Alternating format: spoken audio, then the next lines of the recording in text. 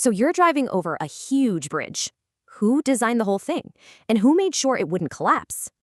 Well, engineers did. They build everything around us, from skyscrapers down to the pipes under our feet. Two big players here are civil and structural engineers. But what's really the difference between them? Here's a good way to think about it. One engineer sees the entire forest, the other sees the individual trees. Okay, let's start with the big picture. This is the world of the civil engineer, the forest viewer. These are the master planners. They design the massive systems that make our cities work, like road networks. All right, now let's zoom in, way in. We're focusing on just one of those trees in the forest. This is where structural engineers live. Their job?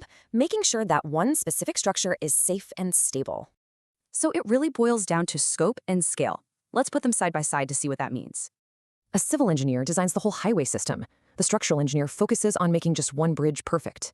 But even with different views, they both need the same powerful toolkit to get the job done. You've got to have top-notch analytical skills, a solid grasp of physics, and great teamwork, of course. In these days, knowing your way around complex design software is totally non-negotiable for them. But beyond all that, there's a hidden skill, a kind of mental superpower that really predicts success. So, any guesses what it is?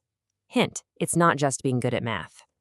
It's spatial skill, the ability to visualize and mentally spin objects around in 3D.